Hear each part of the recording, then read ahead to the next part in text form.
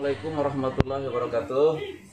Alhamdulillah pagi ini sebelum Jumatan saya bisa bertemu tokoh pendidikan. Selamat pagi Prof Jainuddin Maliki. Salamnya gini. Nah, beliau ini mantan rektor Universitas Muhammadiyah Surabaya, Prof ya. Dan sekarang beliau menjadi anggota DPR RI Komisi 10 dari fraksi Partai Amanat Nasional. Beliau ini cukup kritis mengkritisi kebijakan pemerintah, khususnya Menteri Pendidikan Pak Nadiem. Kan juga risiko. Oke, Prof. Dengan biaya sebesar itu, tentunya ini merupakan salah satu bagian untuk meringankan beban masyarakat, khususnya di bidang pendidikan ya, dalam proses pandemi ini. Tentunya kan banyak problem lain juga gini. Ada salah satu efek, bukan salah satu, mungkin yang saya alami, yang saya ngelihat di lingkungan saya, dengan adanya pelajaran jarak jauh melalui daring. Ini bagi yang mampu misalnya ya, udah poin itu terpenuhi, tapi ada efek sampingnya adalah si siswa itu justru dia dia menjadi kecanduan internet. Tapi yang diakses itu bukan belajar, malah main game. Atau dia membuka situs-situs tertentu yang justru yang dilarang, membahayakan kognisi dia. Dan bahkan banyak keluhan si siswa tersebut jadi nggak tidur karena dia main internet terus gitu, jadi susah bangun pagi. Kecanduan HP. Nah, ini kan menurut psikolog salah satu bahayanya anak-anak ya, yang problem di bidang pendidikan itu kalau dia sudah kecanduan HP dan TV gitu loh. Nah, ini gimana nih dengan melihat kondisi ini semua kerjasama ya antara guru, orang tua, dan kemudian siswa. Itu harus diciptakan. Jadi makanya yang paling bagus dalam pembelajaran ini strateginya adalah menumbuhkan aspek-aspek afeksi, sikap dan kepribadian. Itu yang ditanamkan. Nah, kalau content based, pembelajarannya itu hanya guru berorientasi ngajari hanya aspek kognitif, maka bisa jadi si anak-anak itu udah pegang HP karena afeksinya lemah, kepribadiannya lemah, norma-norma yang dia bangun itu bukan norma-norma yang bagus. Akhirnya ya itu tadi, dia pegang HP, bukan membuka pelajaran, sumber-sumber belajar, tapi mengakses yang lain, bahkan kemudian kejadian kecanduan dan seterusnya. Oleh karena itu strateginya adalah diutamakan pengembangan afeksi. Jadi kan ada 3 ya. Jadi belajar itu yang belajar untuk mencerdaskan afeksi, kognisi, dan psikomotorik gitu. Nah, selama ini yang ditekankan dari pembelajaran itu hanya kognitif dan psikomotorik. Afeksinya nggak dibangun. Akibatnya itu tadi, dia pegang HP kemana-mana. Nah, untuk afeksi, desain pembelajarannya juga harus spesifik karena membentuk mengembangkan afeksi jauh lebih sulit daripada kognisi gitu loh. Ini Bro, saya ini kan punya pengalaman ya, karena anak saya itu waktu itu kan masih kelas 6 SD. Kelas 6 SD menjelang sebelum proses pandemi, dia dilarang sama saya pakai HP, kecuali dia pinjam sama saya.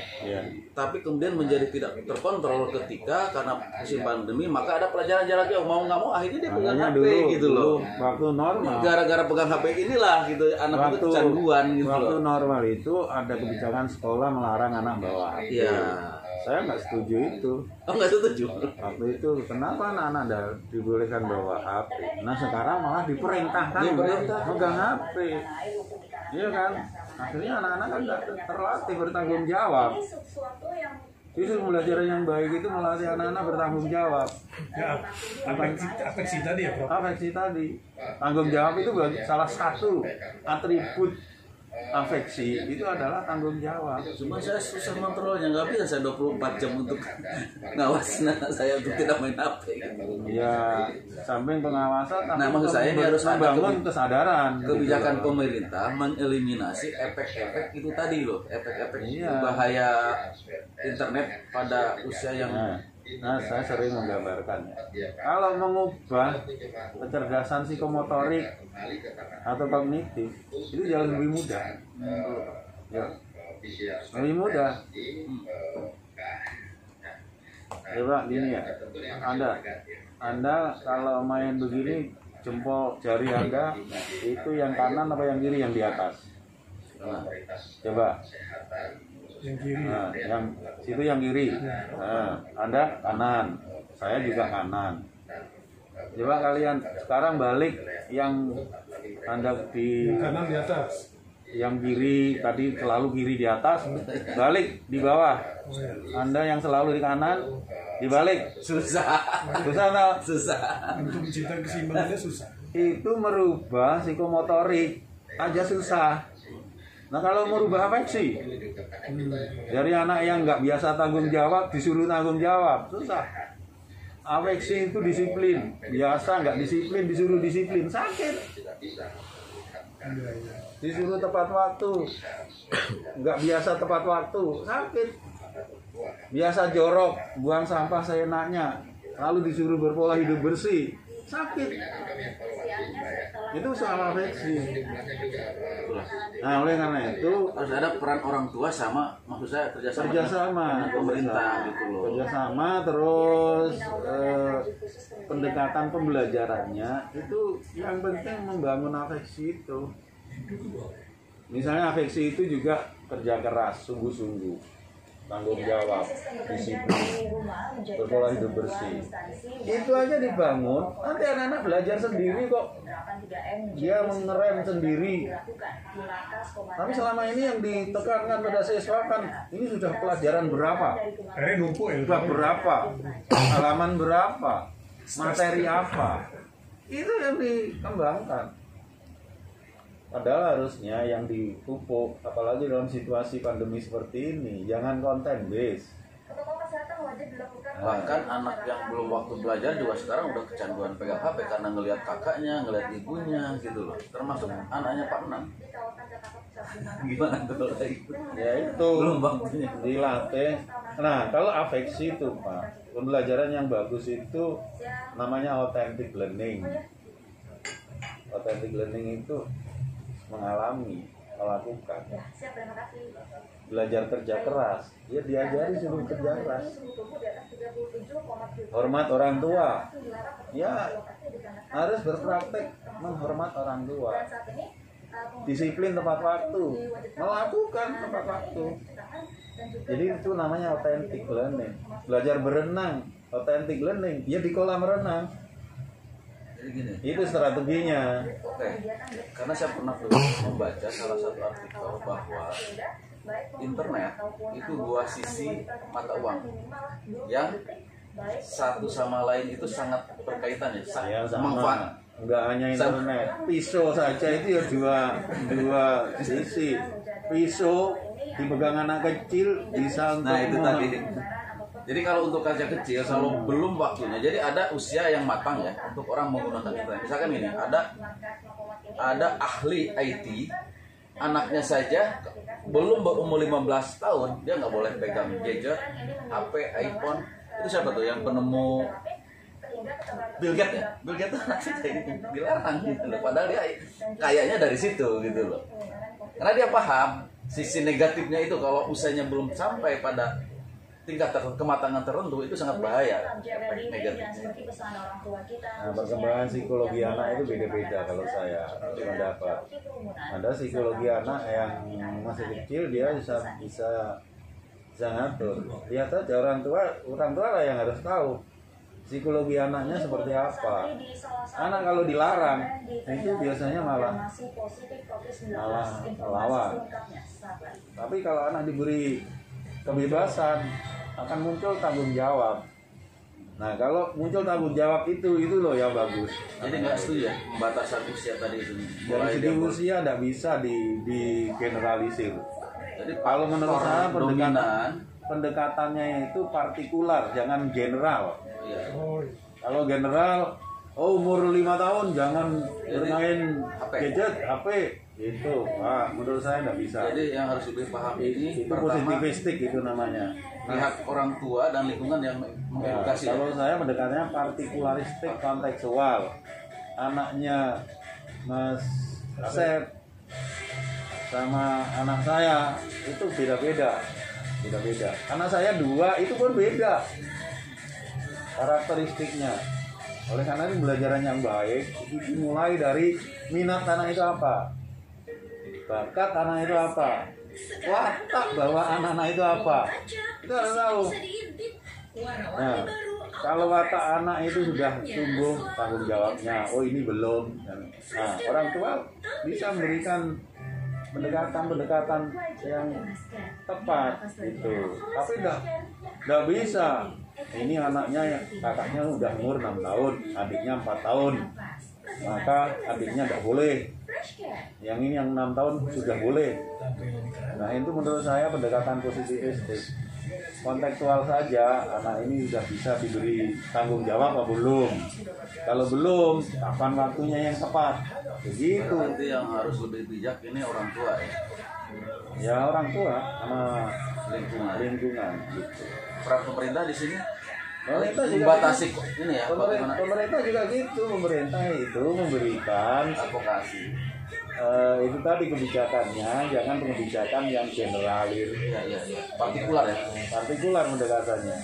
Kontekstual partikular. Adakah kebijakan yang dilakukan oleh pemerintah? Nah itu kalau pembelajaran namanya konstruktivistik. Pembelajaran konstruktivistik itu pembelajaran di mana satu individu itu pendekatannya beda dengan individu yang lain. Nah kebijakan pemerintah harusnya konstruktivistik itu. Kemarin saya sampaikan ke Menteri Nadiem itu bilang saya ingin belajar konstruktivistik itu.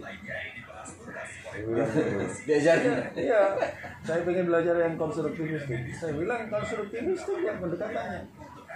Nggak bisa Konstruktivistik.